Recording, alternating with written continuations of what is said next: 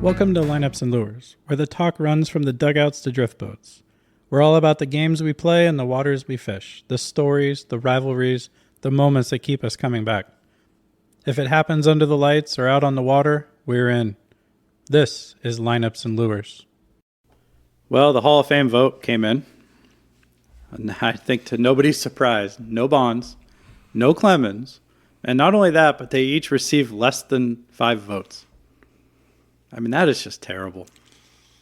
Well, when you let people that... Well, this was actually the people that weren't just the ones picked last at Dodgeball. So I guess they are making a line in the stand regarding the PEDs, and that's the only thing it can be. Because Barry Bonds is arguably the... I'm even going to drop the arguably. He is the greatest man to ever play the game of baseball, and it's not close. And Roger Clemens, as we talked about last time, is arguably the guy in Game 7 of the World Series. If you could go back and pick anybody in the world to start that game, it might be him. So, yeah, I'm speechless. Gary Sheffield, too. And here's the funny thing. Jeff Kent, of all of them, gets in? Yeah, the only one that gets in, and it's Jeff Kent, who, I mean, we talked about it. He's kind of a borderline the best offensive second baseman to ever play the game, but if you think about in our era, in that era of the late 90s or 80s to into the 90s, and you said, who are the top, rank those 9 guys that were on that ballot, 1 to 9, who are the best baseball players, who are Hall of Fame candidates? Jeff Kent's not top 4. No. I mean, that list is Bonds or Clemens, 1, 2. It depends on if you were a hitter or a pitcher growing up. Then it's probably Gary Sheffield after that. And then after that, it's kind of a crapshoot, but it's definitely not Jeff Kent in the top 2 or 3. Yeah, this is, I guess baseball has spoken, and if you're on the wrong side of this argument, you're never getting in, which tells me that Alex Rodriguez is never getting in, and that's just a shame because that's ridiculous. Well, but here's the thing with Alex Rodriguez, and there was a thing on Instagram. I saw somebody on a podcast. I want to say it was AJ Pierzynski. He's pretty outspoken. And he was talking about, Bonds didn't do anything illegal. No. Clemens didn't do anything illegal. None of them broke the rules of the game. And you know what? The fact that the commissioner from that era isn't standing up, they were coming out of the strike season. Baseball was sucking. Ratings were down. Butts in seats were down. They needed money. Yes. And they were more than... We talked about this. They were happy to sit back and watch the chicks dig the long ball routine go on. And, hey, ratings were up. Television money was up. There were people in the stands again. And you know what? The fat cats got rich, and then they threw these guys under the bus later. Blacklisted them. Bonds was not welcome in this game. When that contract ended and he hit his 720 home runs or whatever it was, he was done. They did not want him in the game anymore. Yeah. So I think it was 2005 when they started doing the testing in the MLB and made steroids a banned substance. Mm-hmm. After that point, yes, you should be banned. Before that point, it was not illegal. Robinson Cano is potentially going to be on a Hall of Fame ballot at some point. I'm not saying he should be in. Well, he'd be on the ballot. He'd be on the ballot. He got suspended, twice? Yeah. Once for 6 months and once for a whole season, I believe. He's not going to be blacklisted. He served his time. These guys, I think they've served their time and some. So yeah. So the problem now is because they didn't get more than 6 votes or 5 votes, whatever that threshold was, they're not eligible again until the next committee, the next era in 2032. And if they don't get 5 votes or more in that committee vote, they are permanently ineligible for the Hall of Fame. Yeah, well, it's sad. Yeah, this is not baseball's finest moment, and hey, we've beat this horse to death. We know what the answers are, and we disagree with it, obviously, but maybe there's others out there that don't. Oh, I think there's a lot. I think this is you can make an argument for both sides of this. But like you said, I'd like to see the commissioner come out and be like, you know what, people, this is a travesty that the 2 best players of the late 80s, early 90s are not in the Hall of Fame. They put up fantastic numbers. And maybe blame me for this instead of blaming these players. Right. I don't know. It'll be interesting to see what happens next. Portland Baseball Club's Total Player program is the ultimate all-around training experience. Hit harder, throw faster, field cleaner. Every session is built to develop the complete player, from mechanics and strength to mindset and confidence. Work with PBC's top coaches in a small group setting and track your progress week after week. Become the total player your team needs this upcoming season. Sign up now at portlandbaseballclub.com.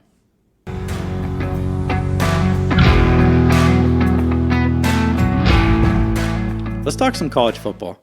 Okay.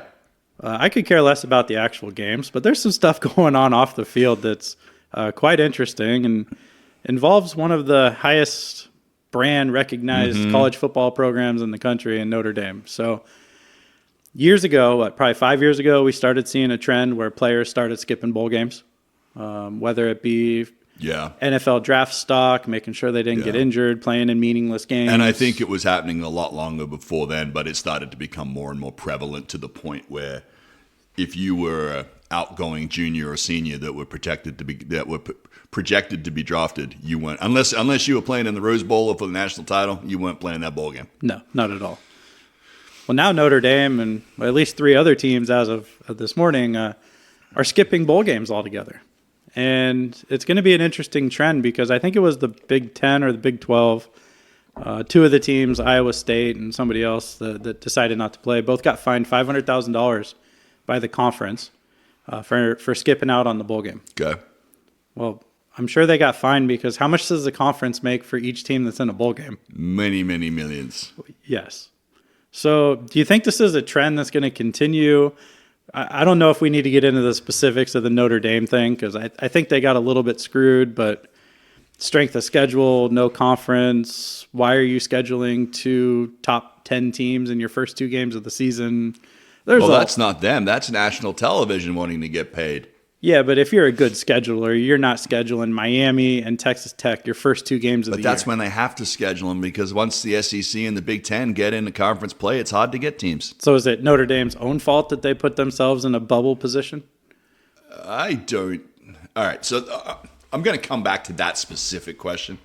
I think in general here, I actually kind of love it. I'm so sick of the fat cats in college football just demanding these kids go and do whatever they want and making a whole bunch of money off of it.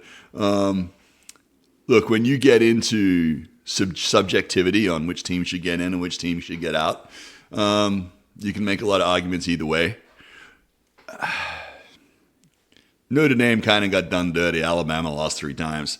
Then again, they had the hardest schedule in football. So should you get penalized? And then the argument that all the commentators were talking about last weekend is should you get penalized for playing in a conference game? Because if you're idle, you're idle. If you win, it helps. If you lose, it hurts. So yeah, but both Miami and Notre Dame were both idle this past week. Neither of them made, well, Miami didn't make conference game, which was a whole different story. Right. So somehow being idle, you drop 2 places and another team goes up 2 places even though neither team played a game. So how about this? How about we get rid of all these rankings and maybe we just have a preseason ranking and an end of the year ranking? Not these week to week things. Yeah, you got to give those guys on TV something to talk about all week. Maybe we stop getting ESPN all about college football. Well, the SEC. Well, what's ESPN? I don't watch that program anymore. I try not to either because I could care less about anything SEC, but it's obviously money in TV shows and commercials, but let's get rid of these rankings because they don't mean anything. Nah, I'm not. Get rid of them. I'm not on board with that. Get rid of them. We can disagree, but I ain't on board with that one. But honestly, I think Notre Dame is putting their foot in the stand. They're making a stand. This is going to cost. You know, the shitty thing is the only people that lose here are the fans and the players. Once again, it's the fans and the players because the fat cats are still going to get paid plenty of money. And I miss out on a good bowl game somewhere over the Christmas time when I'm sitting on my couch not doing a whole lot. So, yeah. Yeah, I mean, did you know that Notre Dame was the 4th highest favorite to win the college football playoffs? Well, that's funny that even Vegas has got them there and they didn't put them in. So didn't even get in. But somehow we get, they want you to go spend $800 a ticket down at Autzen to go watch James Madison play Oregon. Is that really what's best for the college football playoffs? So I did have this conversation with a buddy over the weekend. He came over. We were watching the games on Saturday, and The answer is yes. It's just a shitty draw this year because we spent some time thinking about it.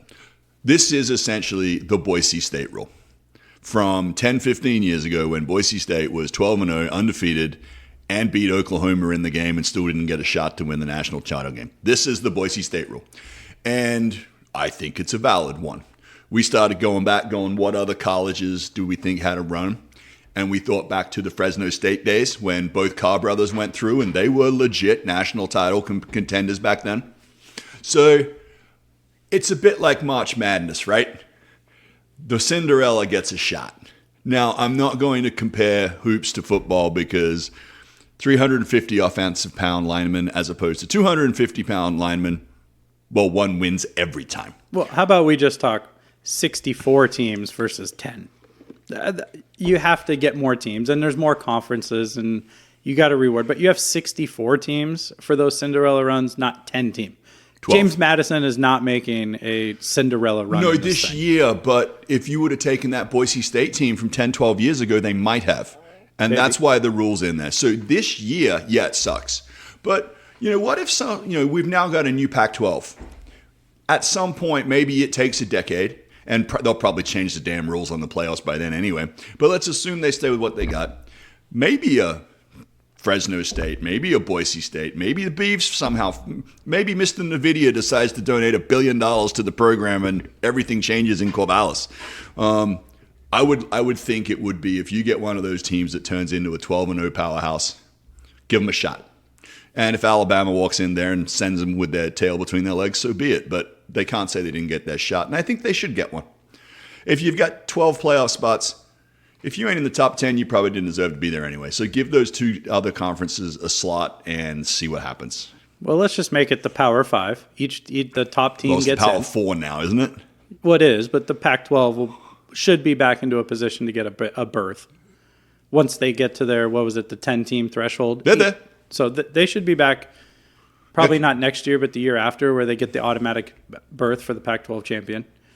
But my point is let's make it the conference champions, because now the conference championship means something. Okay. And then after that, you can have all your rankings and whatever, and it's the next 5 teams or 7 teams that get in. So there's your 12-team playoff. That's kind of what they're doing now. So now it's rankings and it's that. Well, yeah, but there's some teams missing. Notre Dame should be in the college football playoff. Who would you take out? Alabama? Probably. Miami? Probably Alabama. I mean, they lost 3 games. Yeah. I mean, and they got kind of smoked on the weekend too, but Yeah, but the committee was asked to go back and rewatch the Miami versus Notre Dame game, which was week 1 of the season. yeah. They said, "Hey, go rewatch this game before we meet." Well, it's week 1. Yeah.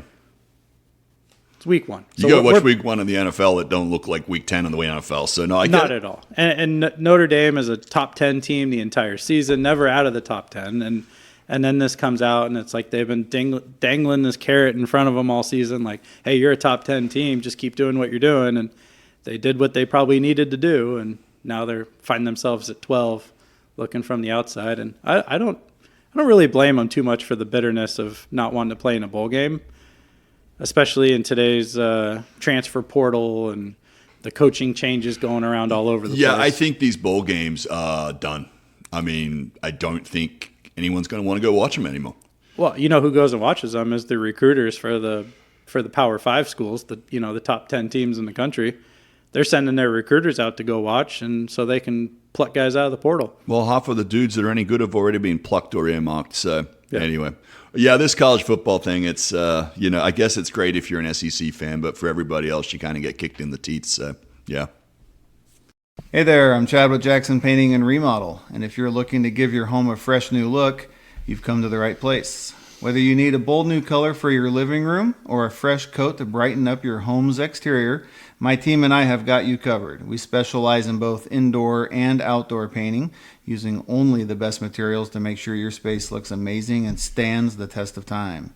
If you're ready to transform your home, visit jacksonpainting.com. I'd love to come by, chat about your ideas, and give you a free estimate. At Jackson Painting and Remodel, we don't just paint, we make your vision a reality. Again, visit jacksonpainting.com or call 503-620-2600.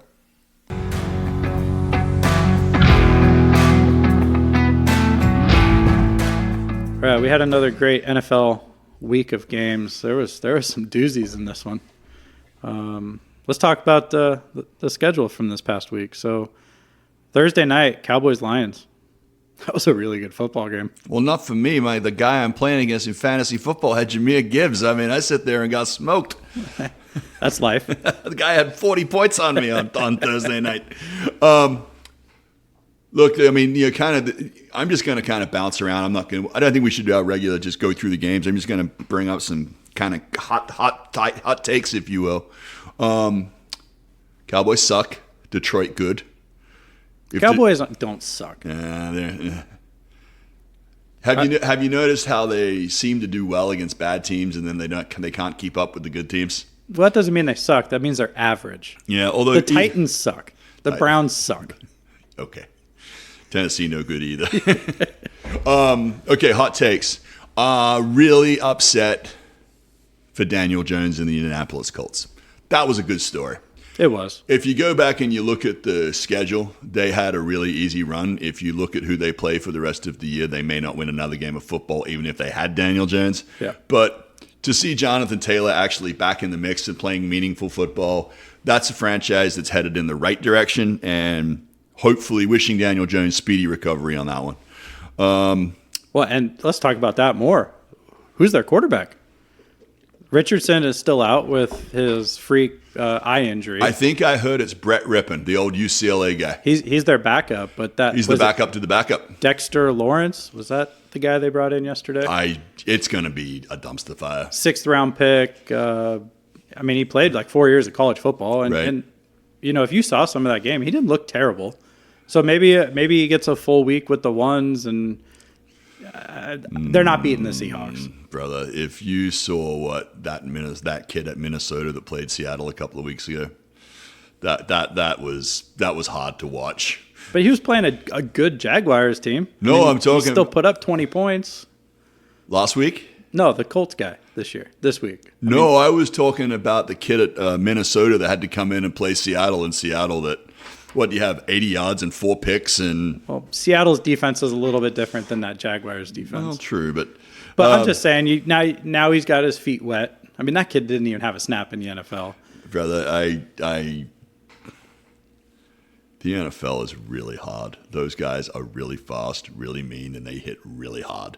I'm sorry, the kid he's not going to do anything. I know, it was a good story, but it seems like the slipper fell off. The Cinderella story's over. Okay, so what's your next big hot take? My next big hot take is that this needs to be Chris Collinsworth's final year in the booth on Sunday Night Football. What I had to listen to last night was an absolute abomination. He was so bad. And he was I think he puts Patrick Mahomes above the Lord, our Savior Almighty. The guy was just, I would like to use some phrases that I'm not going to on this podcast, but he was literally like, I swear he wants to have Pat Mahomes' love child. It was just ridiculous. Him and Tirico was so pro the Chiefs and so anti anybody else. It was, and this is not the first time. It was hard to watch and hard to listen to, especially since that football game was awesome. And I'm here to tell you, anybody sleeping on the Houston Texans right now and that defense, whoo, they might go to the AFC Championship and meet the Bills. That's my hot take right there. I don't think that's a hot take. That's a really good football team, and that's been a good football team that's been trending. And hopefully CJ's over his concussion issues. And yeah, he's just had a rough couple years where all of his wide receivers seem to go down in the last 4 weeks of the season. But that's been a team that has been trending in the right direction towards AFC championship, not just making the playoffs. Well, obviously, he had the Cinderella story his rookie year, had the sophomore slump. Now we're kind of here on his junior year here in the NFL, and the team's getting healthy.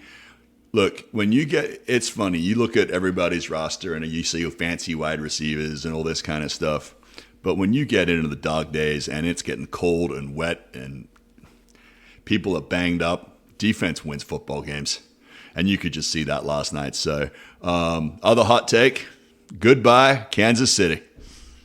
Well, if you can't catch the football, you're going to have a hard time winning football games. What, 6 drops, the most in Pat Mahomes' career? Yeah, that was, guys. I mean, that drop by Kelsey at the end, I mean, the throw was behind him. I was, for a guy his age, that's a tough turnaround and catch it behind your back kind of deal. But, yeah, I think that's probably the end of the Chiefs dynasty. Yeah, and the question will be is, look, they've had their offensive line was just smoked. So I think for them to put up the fight that they did was pretty good. They're not done, but they're done for this year. They're done for this year. Yeah. They need a miracle. They needed a miracle before. Yeah. And went out, and now they really need a miracle. So, all right, what else you got? What else have I got? What do I want to focus on? Can we talk about the Bears? Okay. What do you want to talk about the best? They had a chance. Yeah. They were right in that football game. Yes, they were. And as bad as that first half was offensively for them, seeing Caleb come out in the second, and you could see it was really good coaching at halftime. I think they made some really good adjustments to the offensive play calling and got him going. And once he got going, he played pretty well. Terrible play at the end of the game, but, you're trying to force things, and he's young. Yeah, I mean, he's doing what rookie quarterbacks do. And I'm still not all the way in yet. He hasn't made the strides as quickly as some other quarterbacks. I mean, Russ won the Super Bowl his second year in the league. So, but definitely trending in the right direction. That division they play in is arguably the best division in football. I'm going to maybe argue the NFC West might be tougher, but that's a real football division. And for the first time in a long time, I think the Bears fans are actually going, we might have something here. Yeah. So, he's getting better. And it's going to be fun to watch that game again in 2 weeks. So, quick turnaround. They get to play each other again. And, Right. I don't know. Did you catch the post-game handshake between the head coaches? Yeah, I hadn't lose a whole lot of sleep over that. People make such a big deal about that stuff. Like, just let it go. Yeah. Clearly, there's a rivalry there. Clearly, they don't necessarily get along very good. So, just move on. Stop. This morning on Good Morning Football, they were trying to lip read and figure out exactly what he said and all this stuff. And it's like, stop trying to create drama just for something to talk about. Yep, So, that's all that is. yep. All right, what else you got? What I got is if Sam Darnold doesn't turn the football over, we might be playing football on the 8th of February in 2026. That's my hot take. Seahawks are a very good football team. That defense is ridiculous. Jordan Love came back and was on a pitch count on Sunday, but didn't play a lot, but it was nice to see him out there. That football team is legit.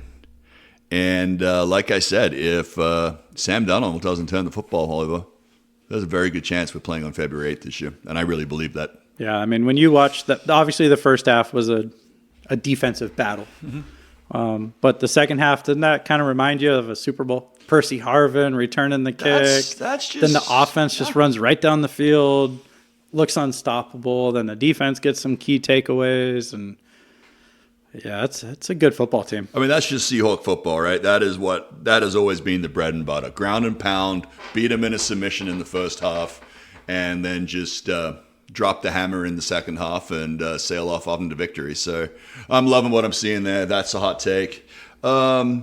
What else have we got? We talk about the Bengals-Bills game a little bit. Oh, I was just about to do that when you brought up another topic. Josh Allen is still the man, by the way. He is. He's still the man. That run to seal it at the end, I mean, that's the Josh Allen effect right there. Still the man. Yeah. Hard to believe that he's only what is he, 8 years in the league? Maybe-ish? Yeah. He has more rushing touchdowns by a quarterback than anybody ever already. Well, I mean, I'm just looking at their stats. 29 rushes for 183 yards. Mm-hmm. Now, obviously, that was a snow game. He also threw for 251 yards, too. So I don't want to hear about this snow game. I believe the offense has a huge advantage in the snow. When you've got less traction and you're looking at it's harder to move, I believe the wide receiver's got a big advantage over the corner because he knows when he's going to cut. The corner has to make the break and read it. So no, I totally agree with that. I'm thinking more of soaking wet football, cold football, harder football because it's colder. Yeah, Your fingers are freezing cold. Okay, the only one I'm going to agree with you is the fingers are freezing cold. These guys have 16 footballs. They're kept in a heated bag. When that ball comes out there, it's probably 75 degrees. So, and they're rotating the balls through, so he's got a nice fresh one every time. So Not every time. I was watching the Bucks game, and you could see the guard putting the towel on top of the football as, in a no huddle situation. See, that's a tougher situation than the snow because they were just in a freaking hurricane downpour there. That was, I think those are harder conditions than the snow. So anyway, but Josh Allen is still the man. Buffalo will be in the playoffs, and it's just, I think Josh Allen decides how far that team goes. Yeah, because this year he doesn't have to go through Mahomes, which is really actually a little bit disappointing from a football fan's perspective because it's kind of like the Jordan Piston thing. Like, you want to see Jordan beat the Pistons. Well, I wanted to see Josh Allen beat the Chiefs in a playoff game for the right to go to the Super Bowl, and we're not going to get to see that. So there's a part of me that wishes the Chiefs were still in there just for that reason, but I think that this is Josh Allen's year. We'll see how the Patriots do down the stretch, because that's a really good football team. It's a young football team. We'll see what happens, but yeah, I think this might be the year for the Bills. Yeah, I think I've said this a million times, and I'll say it a million more times over the years. To win the Super Bowl, you have to have a quarterback that, with 2 minutes to go, and you've got 80 yards and one timeout in your pocket, can they drive you down the field to win? I don't know if Drake May will get there, but I don't think he's there yet. I don't think New England's there yet. I'm not closing the door on that, but he ain't that guy yet. Josh Allen is that guy. So there's only a handful of those guys in the league, and that's why they get paid $60 million a year. But yeah. Yeah, if that game happens, the Patriots better hope they get out to a really big lead to make sure that Josh Allen doesn't have the ball with a chance to win the game at the end of the game. You got it. Okay. Yeah. You got any other hot takes? I got one for you. All right, hit me. I'll think about something while you're giving me a hot take here. DK Metcalf running punt coverage. I think he's in the doghouse. I think he's in the doghouse too. I mean, when have you ever seen your number one wide receiver running punt defense? Well, the answer is never, and there's good reason for it. I had to clear cap space on my fantasy football team. It's past the trade deadline. I flat dropped him. I mean, he put up 148 yards this week. Well, this week he did, but for the weeks beforehand, he hadn't put up squat. Yeah. Well, are you going to keep him or are you going to keep T. Higgins? Well, as long as Joe Burrow is healthy, I'm keeping T. Higgins. Well, right? Yeah. So, look, DK had every opportunity in Seattle to do just what Jackson Smith is doing right now. He was the guy. Never took advantage of it. He has got a first ballot Hall of Famer throwing him the rock right now. He should be putting up 150 yards every week. Every week. But that's just not who that guy is. Mike Tomlin is a very good football coach. And obviously he's decided that he probably tried the carrot. Now we're going to go with the stick approach. So, yeah, I mean, DK, one of the bigger wastes of talent I've ever seen. Because he should be Calvin Johnson. Easily. He should be Megatron is what he should be. Yep. So, anyway, yeah. Just can't get out of his own way. Nope. So, you got anything else on Week 14? Nope. Disappointed for this week because the Seahawks have got Indy coming up, which I thought was going to be a real good football game. Unfortunately, it's not. But in 11 days from now, we have the biggest game of the season coming up. Thursday Night Football, Seahawks, Rams in Seattle, Thursday Night Football. My prediction is the winner of that game wins the division and has the first seed in the NFC. I think the winner of that team might win the conference. Well, that's what I'm saying. They're going to win the division and win the conference. I think they might be the representative in the Super Bowl. Oh, I'm not arguing that. Yeah. We do have a pretty big game coming up at Week 15, though, which I am excited before we look ahead because, you never want to look ahead too far. We do have Bills at Patriots next week. Yeah, that's going to be a banger. That's going to be a good one. Yes. Unfortunately, it's the morning game, so At this point, the game on Sunday night was garbage. So I would expect there's 3 or 4 games on next week's schedule that could be flexed. So that is one of them. Don't be surprised if that game gets flexed to Sunday night. You think Jerry Jones is going to let his Sunday night football game get flexed? Now, if this was aren't they playing like Minnesota? Minnesota versus the Cowboys, Jerry Jones is not letting himself lose a Sunday night football game. Come on. He's got too much pull.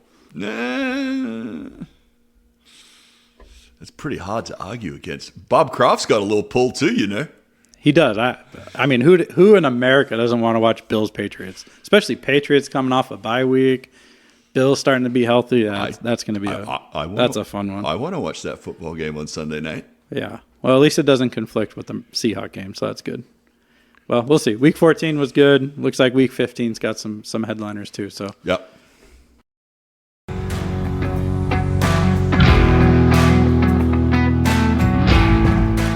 Blazers got off to an interesting start this season. You know, everyone was kind of intrigued. Our defense was playing really well. Our offense seemed to be kind of clicking on all cylinders. And then there was a little bit of controversy. We lost our coach after first game of the season. First game. And oh, by the way, that's been quiet since. There hasn't been a peep about that. Well, he did get indicted in federal court. He was back in New York. And he just sold his house in Lake Oswego. Did he? Over the last couple of weeks. So, yeah, $4.6 million with a... Was he on the lake? It was not on the lake. Okay. No. It was in a gated community, though. Yeah, but like $4.6 million, I think. Where are the gated communities in Lake Ho? I think it's like every other street you turn down, isn't it? No. But okay. Blazers got off to a good start. Now they're kind of coming back to earth a little bit. A little sub 500 record. They're on a pretty tough road trip right now, actually, playing some pretty good basketball teams. But how does that team continue playing good football without a point guard? Well, it's hard to play football with a point guard. You play football with a quarterback and basketball with a point guard. But you can't. That's the answer. I just kind of made the joke about you can't play football without a quarterback. Well, that the same is true in hoops. You need a point guard. You got to have somebody. Somebody's got to drive. Somebody's got to control the game and bring the ball up the floor and work. Get the offense moving. And the reality is we have 3 all-star point guards. None of them are on the floor right now. None of them are playing. So until that's the problem. And yeah, I don't think this team's good enough to where it was worth trading the farm to go get somebody to fill that need immediately.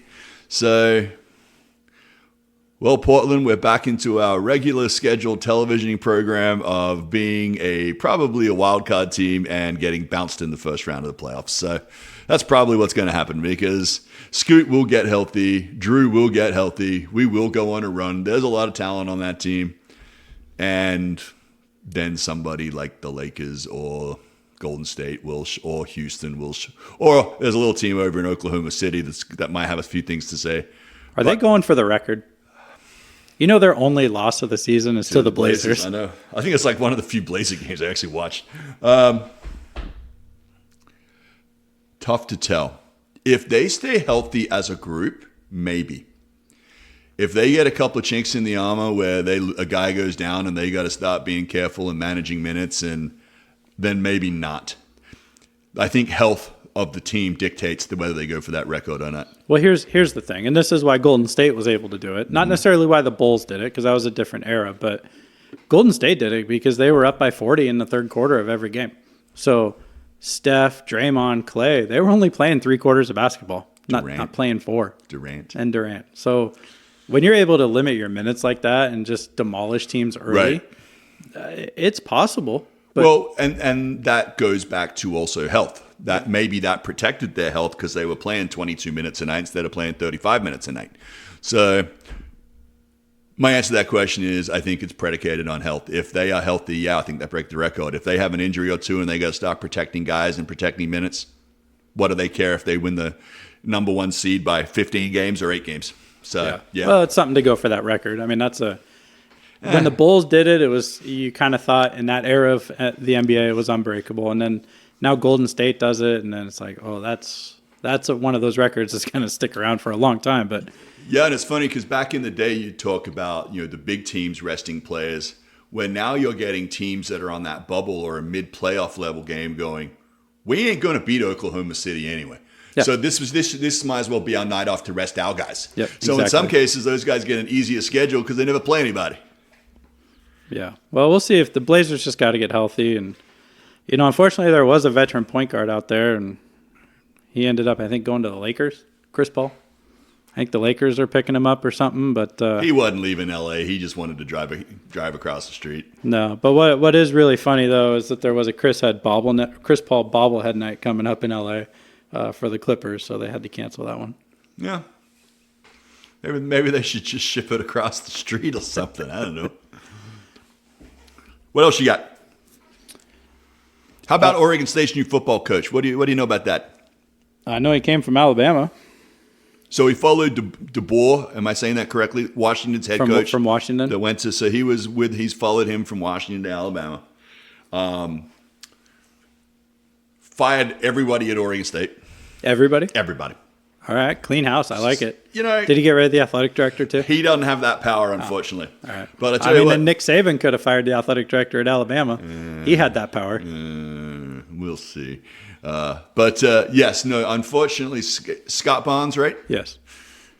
Yeah, that guy's a dumpster fire. But we'll see. I like the energy. The press conference all seems to be good and well. But at the end of the day, it's going to. It's all about what you do on the field. It doesn't matter. You can be the worst interviewer in the world, a la Bill Belichick, but you coach good enough football, it doesn't matter. So we'll see. We'll see how the recruiting goes. It appears that there's been some stability already. They have picked up a few. They have flipped a few guys back. And the only thought I will leave on this conversation was I thought it was interesting that they announced his hiring late in the evening, followed by Coach Smith getting fired at Michigan State the following morning, the timing there was a little ironic, I thought. Well, they had to know that was coming. Well, I think everybody kind of knew Jonathan Smith was out. They just didn't know what day he was going to be out. But yes, it was kind of like, And we'll see. So another interesting piece on that, Mike Riley was on the selection committee for the head coach. So, I don't know.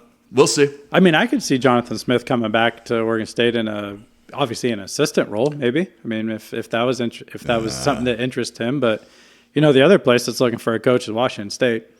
So if he did want to come back to the Northwest, that wouldn't that be kind of interesting having him go and coach in the Pac-12 rival?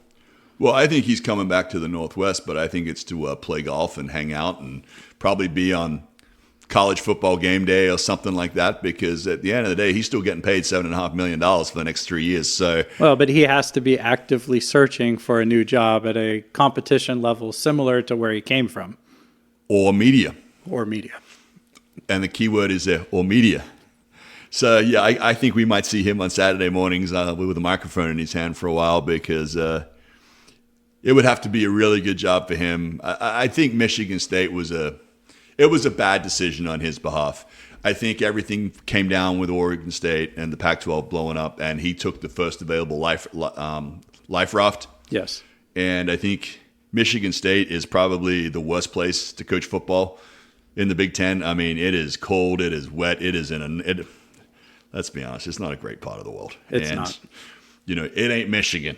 So, it's a good basketball school. Tom Izzo does just fine there, and he probably will continue to, but yeah, Jonathan Smith, I don't know. I think if he had a chance over, he might rethink that decision.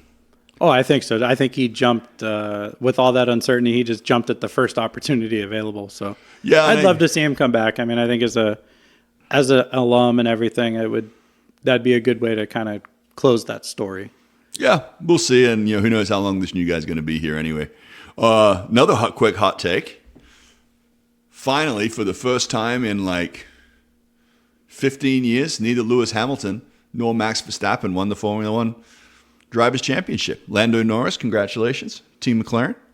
Yeah, we talked about this a couple weeks ago, and you kind of thought it was a done deal. Like the McLaren drivers, either Piastri, yeah, whatever, Oscar. or Norris was going to wrap this thing up, and Verstappen kind of slid his way in there a little bit. Well, he won by 2 points. Well, McLaren had one race where both their cars got knocked out. Yeah. And that Well, they got disqualified, right? no, Not they knocked got crashed into. out. Oh, didn't they get disqualified too for one race? No, I thought they did for some collusion, for some teamwork style driving. you don't get disqualified for that. You might get a 10-second penalty or something. But anyway, so yeah, no, Max is probably still the best driver on the planet. McLaren just had a better car this year. So yeah, anyway, it was fun to watch. And they'll go and win a break, and we'll see the silly season on which drivers go where and what changes. Big changes in Formula One next year.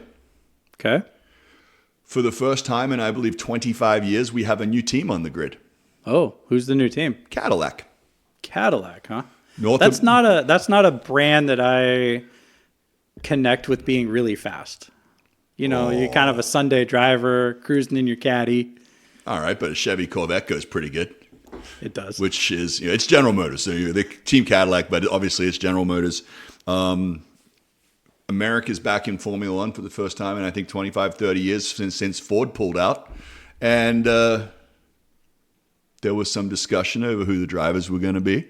The driver lineup has been set. I was disappointed. I thought Danny Ricciardo might be one of the drivers, just with his, the whole Drive to Survive made him a instant celebrity in this country. But we now have 3 Formula One races in North America. It's a real thing. America has taken on Formula One. They have, and that Vegas race is getting more and more popular. But I know you're not a big Vegas guy, and you don't really do the strip and that kind of stuff. But let me tell you, having that racetrack and the grandstands and the lights and all that crap going up and down the strip, Yeah. is a travesty for Vegas. I know it brings people in, but man, it's changed the entire landscape of the strip. For those, month? No, it's more than that. I mean, they cut down all of the trees in front of Bellagio, and you can definitely see that it's the F1 race is permanent there Oh, yeah. with the way they have it set up, and I just don't like it. Yeah, I'm not a big fan of the street circuits in general. I believe the traditional circuits are better for racing. I believe the street circuits are probably better for television and bringing in celebrities and all that kind of stuff. Not to get into that today. All I was saying is that Cadillac's on the roster for next year. Audi is going to now have their own permanent construction team. So now you've got 2 heavyweights in the automotive business bringing in their own teams. And Cadillac will have their own motor ready by, I think they said 27, 28. So just a few years before they'll have their own motor. So it'll be fun to watch, General Motors go back up against the Ferraris and the Audis and the McLarens and the Mercedes and see how they can do on the world stage. Yeah, that'll be interesting to see if Netflix keeps going with their show too, because that's a real compelling storyline for everybody in America. Because let's be honest, F1 racing wasn't on America's radar really until they came out with that show, and then all of a sudden people were like, "Oh, this is pretty cool. This is interesting." So that'd be an interesting storyline, being able to track the re-entry of American motors into F1 racing. Yeah, so looking forward to that. Thanks for listening to Lineups and Lures. If you enjoyed the show, don't forget to rate, like, and share the podcast. It helps us reach more fans, more anglers, and more stories worth telling. We'll see you next time, whether it's out on the field or out on the water.